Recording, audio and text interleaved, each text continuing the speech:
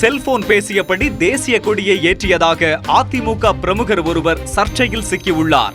சென்னை பரங்கிமலை ஊராட்சி ஒன்றிய நடுநிலை பள்ளியில் நடந்த சுதந்திர தின விழா நிகழ்ச்சியில் இந்த சம்பவம் நிகழ்ந்தது.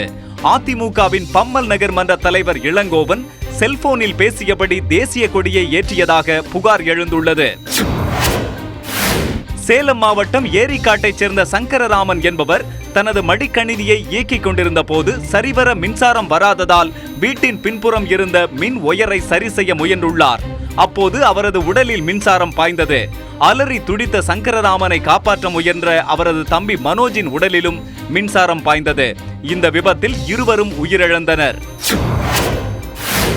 விழுப்புரம் மாவட்டம் உளுந்தூர்பேட்டை அருகே மணிமாறன் என்பவர் தன்னுடைய மனைவி சங்கீதா மற்றும் 3 குழந்தைகளுடன் இருசக்கர வாகனத்தில் சென்று கொண்டிருந்தார்.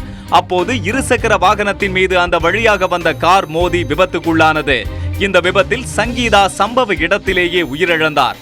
மணிமாறன் மற்றும் அவரது குழந்தைகள் படுகாயம் அடைந்தனர்.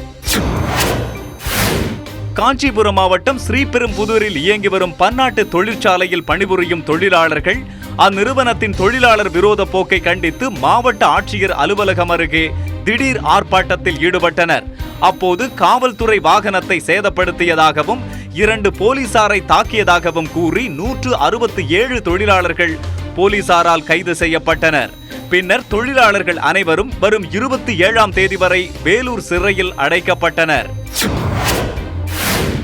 வேலூர் மாவட்டம் வாணியம்பாடி அருகே உள்ள எக்லாஸ்புரத்தில் அரசு ஆரம்ப பள்ளியில் படிக்கும் 9 வயது மாணவிக்கு பள்ளியின் தலைமை ஆசிரியர் கருணாகரன் பாலியல் ரீதியாக தொந்தரவு கொடுத்ததாக புகார் எழுந்தது.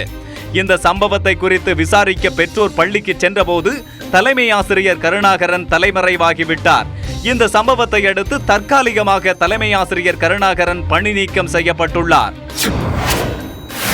நாமக்கல் மாவட்டத்தில் பெருகி வரும் வாகன நெரிசலை குறைக்க தற்போது செயல்பட்டு வரும் மத்திய பேருந்து நிலையத்திற்கு பதிலாக புதிய பேருந்து நிலையம் தேவை என்ற கோரிக்கை எழுந்துள்ளது. வெறும் 3.5 ஏக்கர் பரப்பில் உள்ள இந்த இடத்தை மாற்றி முதலைப்பட்டி என்ற இடத்தில் இந்து சமய அறநிலைத்துறைக்கு சொந்தமான 12 ஏக்கர் நிலத்தை அரசு கையகப்படுத்தி புதிய பேருந்து நிலையம் அமைக்கும் பணியை உடனே தொடங்க வேண்டும் என நாமக்கல் மாவட்ட மக்கள் கோரிக்கை விடுத்துள்ளனர்.